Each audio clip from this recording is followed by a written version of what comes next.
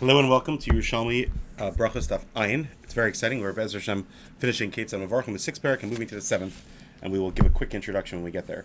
A couple of just ha'aras. First of all, the Gemara talks about somebody that eats something that's called shikizmi, and the Pnei Moshe explains that shikizmi comes from the word shakedim, which is almond. So it's basically almond bread, and he explains the recipe Ayin Sham.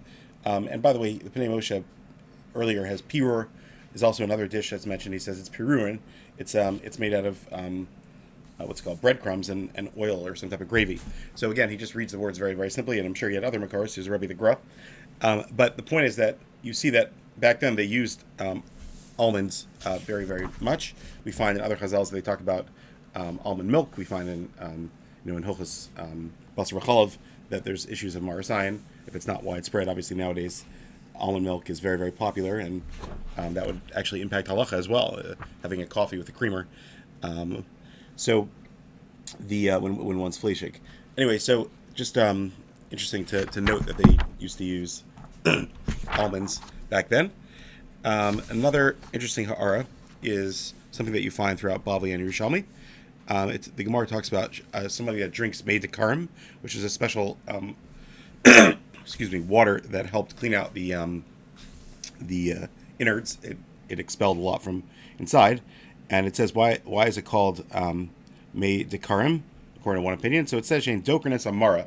It pushes out the bile in the gallbladder, and this is based on a very, very old approach towards medicine. If you're interested, you can take a look at the Bavli Bamatzia, Daf Kuf Zayin on the base, where it says the same thing. That basically the four humors, or the four levels of four colors inside, were said to impact the body. And this is very interesting because there's even approaches nowadays in 2023 that focus on trying to talk about the excess humors in the body and how they impact melancholy, which is depression, and other aspects of anxiety, etc. And it's just a very, very fascinating model that has really stood the test of time. Yes, medically, most people are not going to be focused so much on bloodletting or letting out bile or other stuff or impacting bile as a medical intervention, but that was the cutting edge medical practice in the time of the Gemara. This is way beyond the scope of conversation about how medicine changes and how the refuahs of Chazal apply or don't apply, Kiyadua in the Gemara's and Psachim and all the Rishonim over there. But just wanted to kind of make note of that because it does come out throughout Bavli and Yerushalmi, and I hope we'll actually have an opportunity to talk about it more at a different time. So just make a mental note of that. One more thing, by the way, is that I mentioned earlier the story about Rabbi Kiva that he made a mishnah for his son Shimon, and he would pour every single barrel of wine. He would say, "Chamra tava l'chai rabbanan l'talmidehon."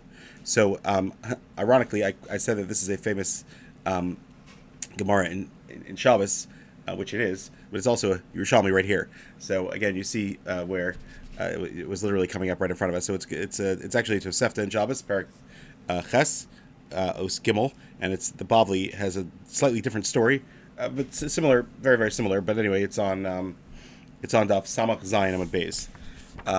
Lastly, we're about to start a seventh parak, which is going from a sixth parak of Hilchos Berachos in general to the seventh parak of Hilchos Zimmun, which is what it's famous for.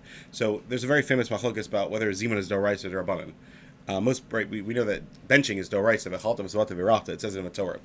It's not always applicable doraisa depending on how much you ate or etc. But the Mishnah Berurah brings down in the Sharat Zion at the beginning of Hilchos Zimmun that the Prima Gadim holds that most people say it's only Darabanan, which is probably a general consensus that we've all been brought up with. The Chazon Ish actually argues and says that this is not a correct assertion, and this is way beyond the scope of this conversation, but just want you to have a couple more Makomos in case it comes up while you're learning it. And basically, there's a very famous Ravid in his Asagas to the Bala Ma'ar, and this is brought down by the Torah Or Chaim, right over there in the Hilchos Zimun, that he holds that it's actually Doraisa.